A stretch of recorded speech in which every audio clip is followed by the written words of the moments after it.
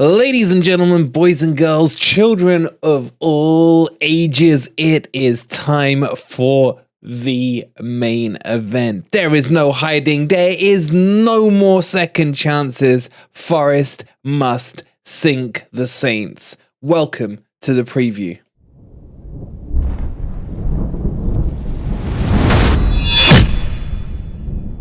Good morning, good evening, or good night, wherever in the world you are, whatever time of day you're watching this. Hope you're well. And welcome to the match preview for the biggest game. Well, nearly in 12 months, really, we're coming off to, can you believe it's nearly been a year since that beloved day at Wembley already? Where has the time gone? But that was in the rearview mirrors. This is now, and our Premier League survival depends solely on this game on Monday. We've had the debates, we've had the arguments, and I think we have won the debates that this is now a must-win game.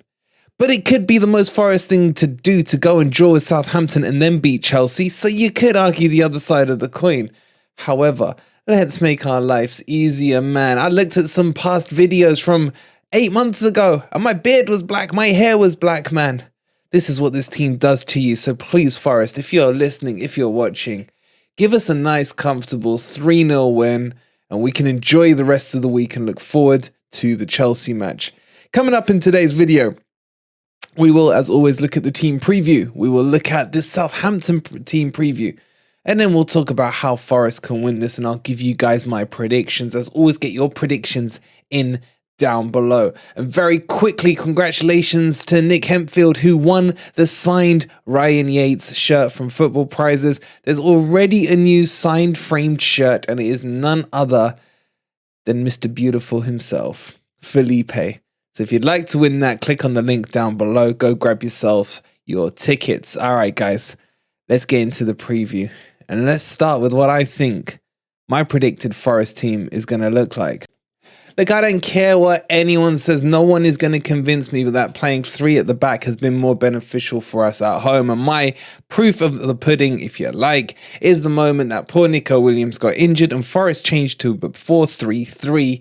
And guess what? We then went and slapped Brighton around. And look how well Brighton have been playing ever since Forest beat them. Beating Wolves 6-0, beating Manchester United 1-0 yesterday. So don't tell me that Forest should not be playing a 4-back formation. I don't care if it's a 4-3-3 or a 4-2-3-1. It is 100% better for us than what we've been seeing with this 3-back. Now, I'm not saying the 3-back isn't working. In essence, it's working by boring the opponents to death, as we saw against Brentford in the first half, one of the driest matches I've ever seen. But right now, performance doesn't matter. It's the other P that is critical, the points on the board, that's it. And I think our strongest chance of getting the win against Southampton is going a 4-3-3.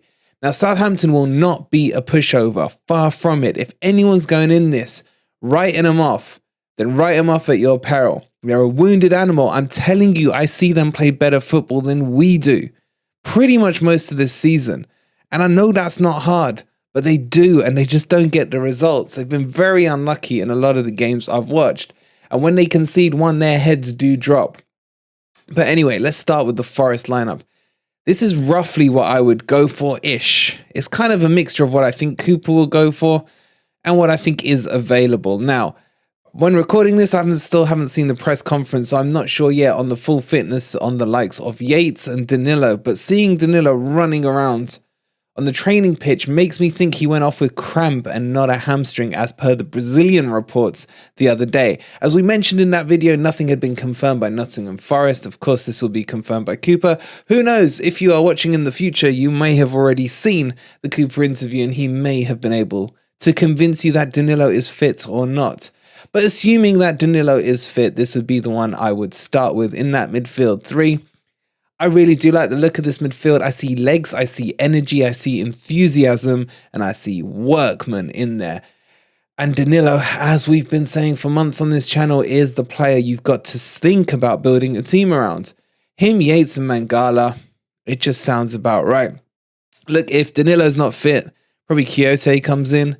If Yates isn't fit, Quixote can come in for Yates as well. If Danilo and Yatesy aren't fit, then Czech Kyoto will come in and probably a Freuler, maybe even a Shelby. But this would be my front three runners for the three positions in midfield. Look, when it comes to the front three, I'm going to start being honest with you guys. I'm not convinced fully by any of them so far. I think defensively we've got a great unit. Midfield-wise, we've got legs. But are the front three doing enough to justify the amount of pressure that we are facing at the back three? The saying in football always goes, the defense starts with the attack. And are they doing enough to win the ball back high up the pitch? And if they're not, is that because they're being instructed not to, as we've been arguing all season about high pressing, etc.? Or is it because they just don't want to? I don't know. That's only a question, really, that Steve Cooper can answer for us. But overall, I'm just starting to feel the cohesion isn't quite there with these three. I probably personally would consider dropping Awoniyi and bringing in Dennis. Playing Dennis on the left, Morgan Gibbs-White as the dreaded false nine. Because I feel when those three played together, we had pace, we had quick movement. But at the same time, you kind of need Awoniyi there to hold up the play. Look, I think what I'm saying is I don't know what the best front three combo is. Get yours down in the description below. And I'd be surprised if any of you can come to an agreement. I almost feel as well that Morgan Gibbs-White is costing us a little imbalance if he goes out on the left.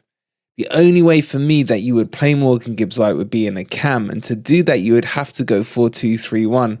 Put Dennis on the left for me, MG Dub in the hole, and then Johnson on the right. Then you're sacrificing a body in midfield, and you'd have to trust that Morgan Gibbs-White would track back. Is he much of a backer, tackler? Not really. I don't know, it's still not balanced for me up front, and that's where I think we are losing some of our battles. Now, I think this midfield three could force the ball higher up the pitch with Danilo, Yatesy, and Mangala being real workmen in the middle. But that would then rely on the front three to be the creativity behind it. Look, that back four should not ever be considered behind a back three, because that back four is our best back four. I will argue with anyone till they are blue in the face who could go in there to make it stronger. Felipe, warrior. Niakate, probably one of the best defenders I've seen in terms of all-roundness. He can throw, he's got pace, he's physical, he's strong, he's getting stronger, coming back to full fitness from his horrific injury. Those two are a combo, man. Look, you could argue Willy Bolly's been good in bursts as well, but he's been very injury-prone as well. And then Aurier and Lodi as the fullbacks. I want to see this back four play just at least one game, Cooper. Give me one game with this back four, and I will sleep a lot better. And then Navas, look, I've said what I've had to say about Navas. He is the greatest goalkeeper and the crappiest goalkeeper all within 90 minutes. He has to stop parrying that ball into the 6-yard box, man. Parry it over your posts, around your posts or over your crossbar, man. Stop parrying it into the opposition's path. Or even worse, stop parrying it into your own net, bro. What the actual hell? But is he better than Hennessy? Of course. So he is what he is. He is going to be it for the rest of the season. Make your peace with it. He's not bad. I'm not saying he's bad, but he's infuriating at times. So that would be the team I go with. That team is enough to beat Southampton and beat them comfortably. But again, it's about the mentality. Will they be set out to attack? Or will they be told low block and give Southampton the ball? Again, only Cooper can answer that question. Do you agree with this team or not? What do you think of it? Let me know in the comments down below, and let's have a quick look at the Southampton team. Look, I ain't going to claim to know much about the Southampton team because I ain't going to be one who watches a lot of their football. But fear not, we are seeing if we can get good old Sorry Mike onto the stream tonight. We will have a Gore stream from 9 o'clock, and hopefully we'll have Sorry Mike and maybe even Jack on there, and we'll banter away with them. And maybe before that, we'll be on their channel. So check out our good mates from Matchday Vlogs. You see them on Beat the Drop. They're an absolute laugh. But look, I'll talk you through as much as I know about this Southampton team. It tends to be some format of a 4-4-2. Walker Peters is decent. Has been playing on left back position as well as right back, but is naturally a right back. They have so many double-barreled names in their team, man. I mean, even off here, you got Maitland-Niles as well, the ex-Arsenal player. And speaking of ex-Arsenal players who have suddenly found some form, Theo Walcott.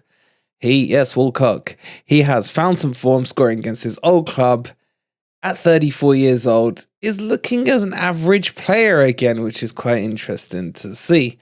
Levia, I think he's on loan from Man City. He is a quality player, one that we need to watch out for.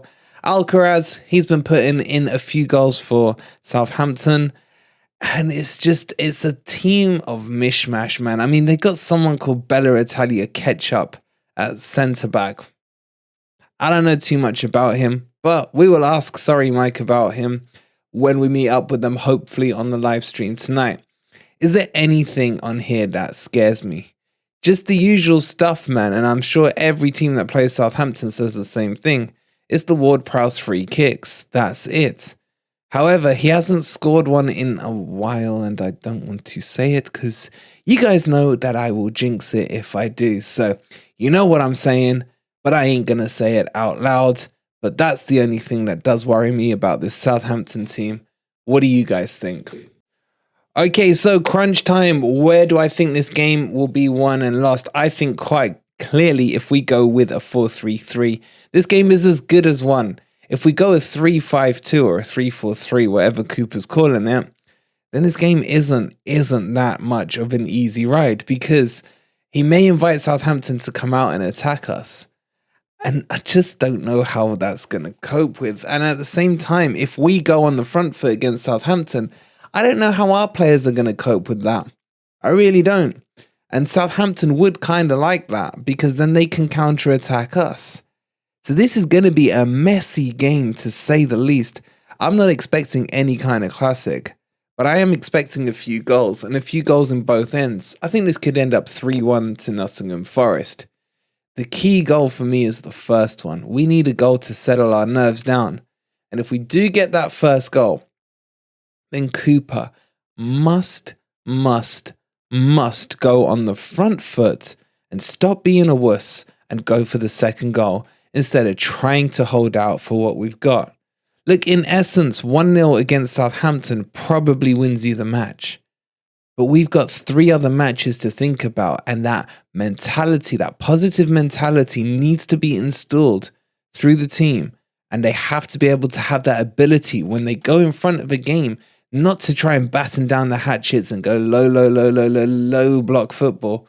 They've got to know how to see out a game. And the easiest way to do that is by killing the game with a second goal. And I think we can do that. I don't think Forest will fear anything from Southampton, but they do need to watch their step.